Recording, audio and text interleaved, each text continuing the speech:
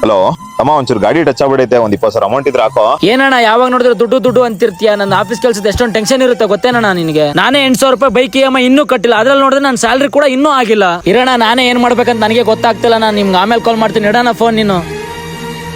ಏನಾಯ್ತು ಮಹೇಶ? ಏನಿಲ್ಲ ಅಣ್ಣ, ನಮ್ಮ ಅಣ್ಣನ್ಗೆ ಅರ್ಜೆಂಟ್ ಆಗಿ 20,000 ರೂಪಾಯಿ ಬೇಕಂತೆ. ನನ್ನೇ ತಾನೇ ಸ್ಯಾಲ್ರಿ ಆಯ್ತಲ್ಲ, ಹಾಕ್ಬೇಕು ತಾನೆ ನಿಮ್ಮ ಅಣ್ಣಂಗೆ. ನಿನಗೆ ನಮ್ಮ ಅಣ್ಣನ ಬಗ್ಗೆ ಗೊತ್ತಿಲ್ಲ. ನಾನೇನಾದ್ರೂ ದುಡ್ಡು ಕೊಟ್ರೆ ಮತ್ತೆ ನನ್ಗೆ ವಾಪಸ್ ಕೊಡೋದೇ ಇಲ್ಲ.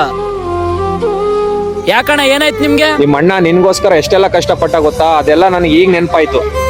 ನಿಮ್ಮ ಅಣ್ಣ ನಿನ್ನ ಎಷ್ಟು ಕಷ್ಟಪಟ್ಟು ಓದಿಸಿದ್ರಲ್ಲ, ಅದ್ರ ಬಗ್ಗೆ ಒಂದ್ ಸ್ವಲ್ಪ ಯೋಚನೆ ಮಾಡು. ಅಣ್ಣ ನನ್ನ ಅಕೌಂಟಿಗೆ 30,000 ರೂಪಾಯಿ ಬಂದೈತಣ್ಣ.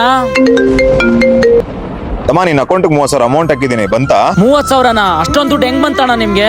ನನ್ ಕಾರ್ ಮಾರ್ಬಿಟ್ಟೆ ಕಣ. ನೀನ್ ಬೇರೆ EMI ಅದು ಇದು ಅಂತಿದಲ್ಲ, ಫಸ್ಟ್ ಅದನ್ನ ಕಟ್ಬಿಡು. ಅಣ್ಣ ಕಾರ್ ಬಗ್ಗೆ ನೀನೇನು ಯೋಚನೆ ಮಾಡ್ಬಿಡತ್ತಮ್ಮ. ಅವ್ರಿಗೆ ಹೇಳಿದೀನಿ ನನ್ನ ತಮ್ಮನ್ ಫಸ್ಟ್ ಸ್ಯಾಲ್ರಿ ಬರ್ತಿದಂಗೆ ಬಿಡಿಸ್ಕೊಬಿಡ್ತೀನಿ ಅಂತ. ಈಗಾದ್ರೂ ಗೊತ್ತಾಯ್ತೇನೋ ನಿಮ್ಮ ಅಣ್ಣಂದ್ ಎಂತ ಪ್ರೀತಿ ಅಂತ, ಅರ್ಥ ಮಾಡ್ಕೊಳೋ.